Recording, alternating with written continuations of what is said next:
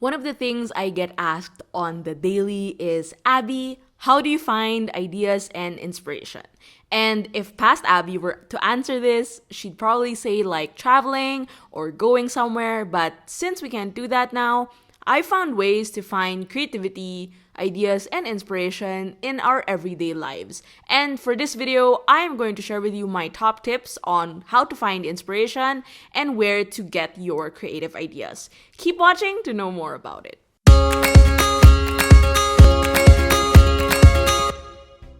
Before we begin, this video is sponsored by Skillshare. Skillshare is an online learning community for creatives where millions gather together to take the next step in their creative journey.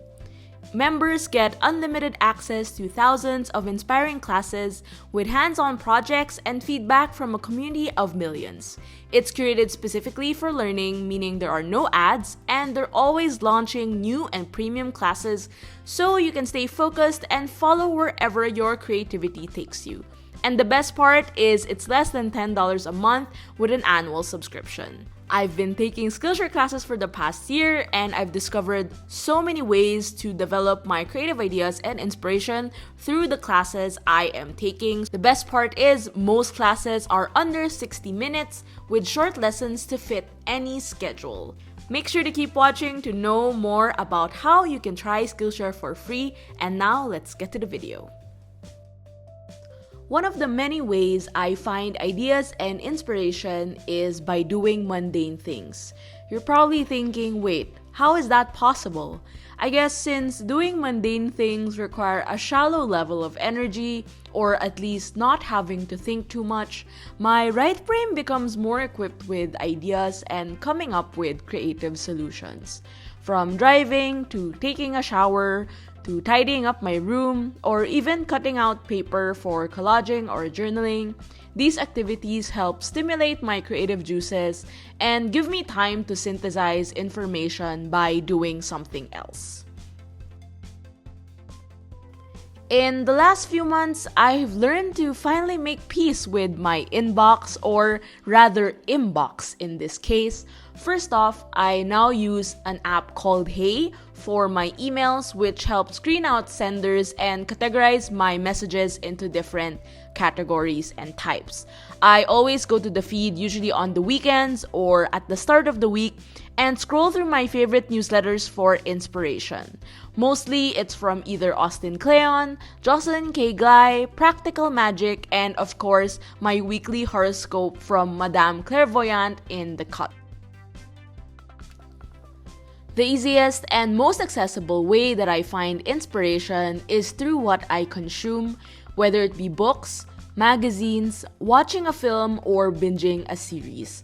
As much as some of these are meant for leisure, I also do consume some that are somehow related to my job. From watching documentaries to exploring new worlds while getting lost in a good book, my creativity soars as I learn more about these consumptions and dig deeper into them. What I love to do usually after watching or reading something is to do further research and really try to comprehend how I would review these. Sort of like my own personal critic and how I would address these things that I've consumed. It just gives me a sense of developing my writing skills to try and retell stories from my own perspective. I also have a notion where I list down all of the things, all of the films, books, series that I've watched for the time being, just so I have a log to see my progress. Some of my personal favorite magazines are Frankie and Uppercase. For books, it's a variety of either self-help or general fiction. For films or series, I tend to lean towards anything that is in the coming-of-age genre or period dramas, specifically in the 60s to 80s. Some of my favorites include Mad Men, The Queen's Gambit, and Pose.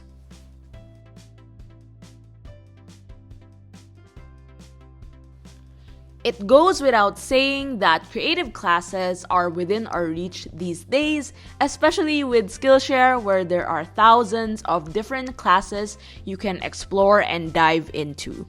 Whenever I need advice or I want to discover more about certain creative skill sets that I could hone, I take Skillshare classes and try my hand at developing them.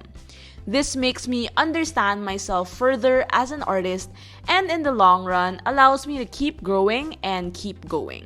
I will link down below, of course, some of my personal recommended classes on Skillshare that help really build my creative vision and really helped hone my knowledge when it came to certain aspects like design, visual art, social media, and more. There are days when I just don't want to read or watch or do anything, but I'll end up having my tools close by. One of the things I've learned throughout my career so far is that I need to make time to play and to experiment. From cutting paper to splashing paint on canvas or maybe experimenting on a new medium that I've never tried, I let myself loose in order to make room for new ideas to flourish.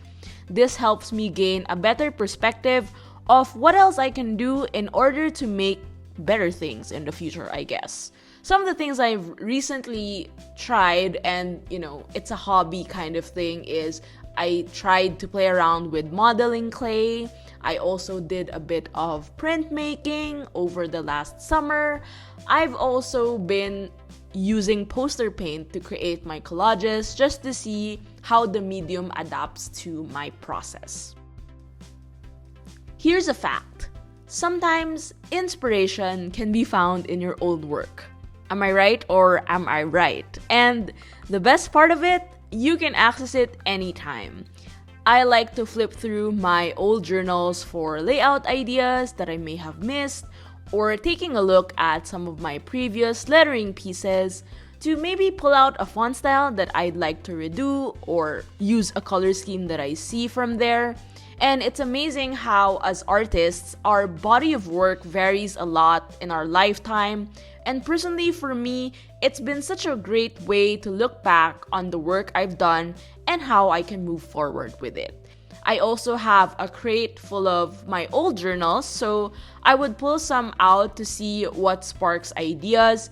And then, based on the project, I usually file my work specifically for books.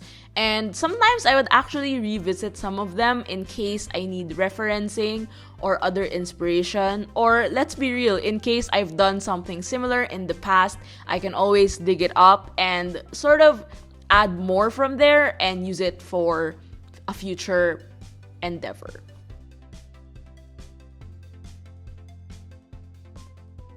And that is it for this video. I hope you picked up some tips on how to find creative ideas and inspiration. Let me know also which one is your favorite. Write down in the comments below. Thank you so much again to Skillshare for sponsoring this video. The first 1,000 of my subscribers get free access to a trial of Skillshare Premium membership so you can explore your creativity right at the comfort of your own home. Thank you so much guys for watching, and if you want to access these videos earlier, be part of our Patreon community.